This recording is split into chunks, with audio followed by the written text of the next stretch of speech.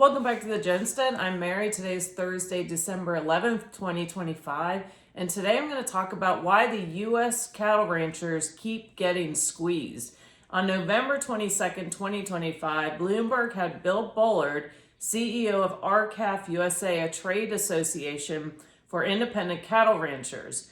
And as you all know, beef prices are increasing and our supply has been shrinking. And Mr. Bullard went on to explain why. And there's so much great information in this video. I'll put the link in the comments below, but I'm going to cover some, but there's a lot that I'm not covering that I think is important for everyone to understand. And he talked about specifically, we wiped out over half of all the beef cattle operations in business just over a generation ago, which is about 52%. 25% of mother cows have been wiped out. The four largest packers control 80% of the marketplace. And he also added that the cattle industry generates about $100 billion in cash receipts, larger than any other commodity, including corn, wheat, and dairy. And that's why it's extremely important for this industry to have a reliable, competitive market. And that didn't happen in 2015 and specifically in 2017. There started this inverse relationship. And specifically what he talks about, the beef prices, the retail prices started increasing, but the cattle prices were falling.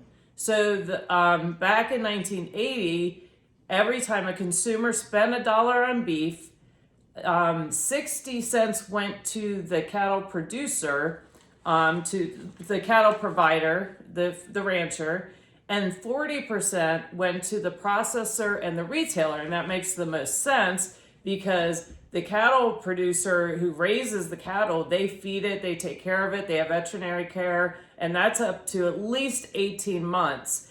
And then it goes to the processor where it's only there for a couple days and then shipped off to the retailer, which they have at the least amount of time. So what has happened is the competitive, they've lost that the whole system became an upside down and backwards basically. And to the point now the meat packers they're the ones, the retail end is getting they're getting the 60%, and the producers getting the 40%, which makes zero sense. And now, as a result, the meat packers are importing because of the lack of supply, and the more we import, the less we have the ability and the capacity to maintain our domestic production.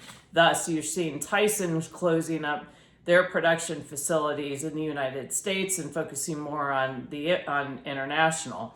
And it goes back to saying, because of this dysfunction from 2017 to 2020, we lost 106,000 beef cattle operations because of long-term profitability or lack thereof.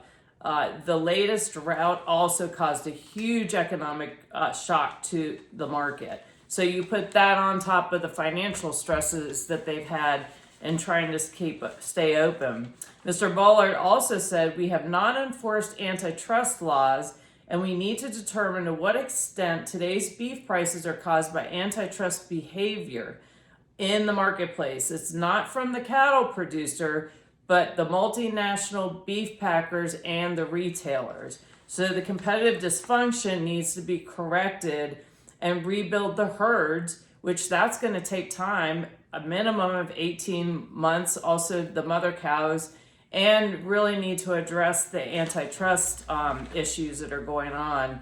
And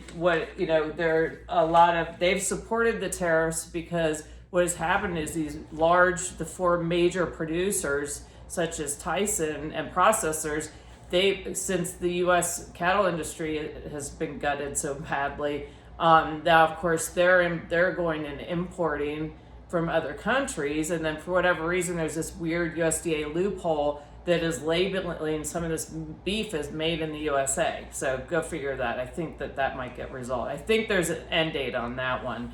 But on a positive note, the Trump administration has been listening I know that I've seen some videos I've talked about where the farmers are very frustrated because basically, I mean, they're going bankrupt. But on Monday, December 8th, the Trump administration announced $12 billion in aid for farmers while also probing the soaring beef prices, which is the antitrust.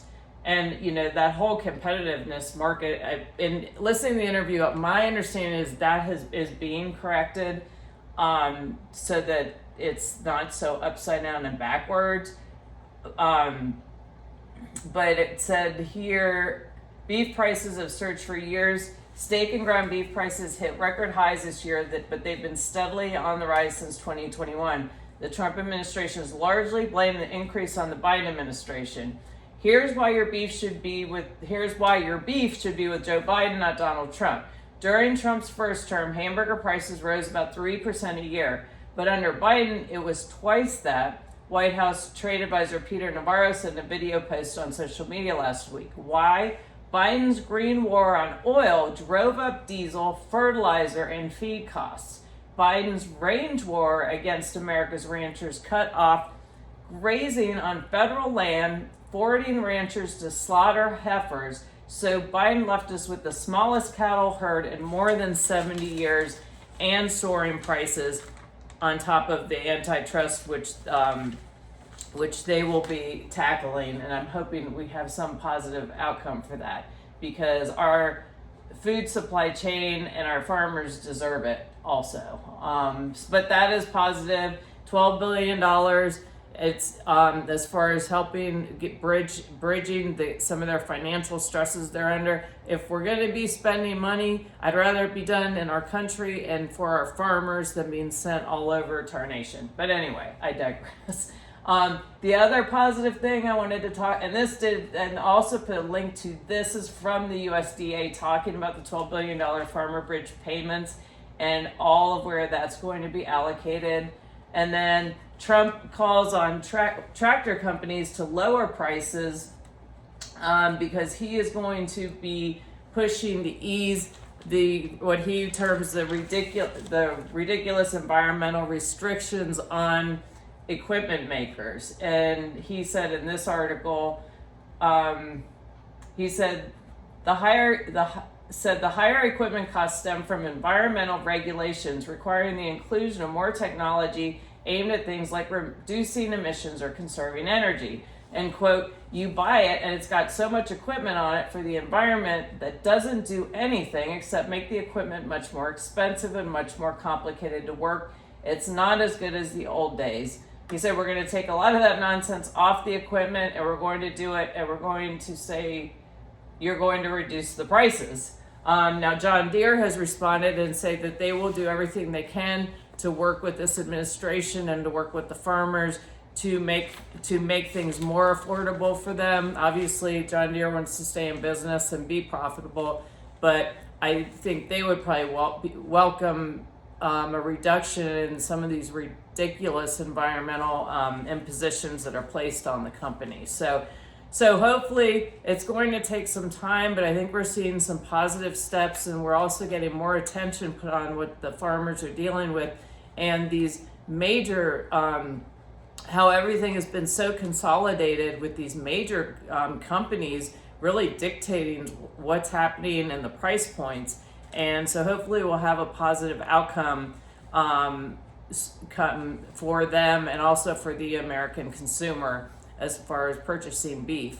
And I'm going to wrap up today talking about specifically where we are. I looked up gold and silver at about 3 o'clock this afternoon, and gold was up $48.44. And so that puts it at $4,282.24. Silver is up $1.87.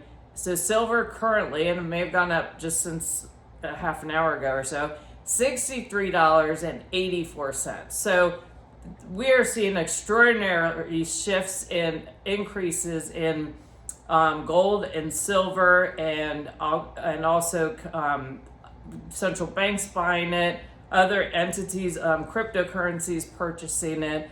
and just a lot of things going on economically, geopolitically. We've got, obviously what's going on with Venezuela. So there are a lot of moving parts right now, and there are a lot of things going on that we don't have any control of, but what you can control is how you is to make yourself as self-sufficient as possible and insulate yourself from some of these headwinds that are swirling around, as far as some of the increases in the cost of living and as far as employment. And so some of the suggestions that I've learned from others is to make sure you set some money aside for an emergency fund, put some food back so you have extra food in the event that you need it. If there's an emergency or something happens where there's a power outage or a storm and you can't get to the store, it's always good to have backups, have extra water on hand, first aid kit,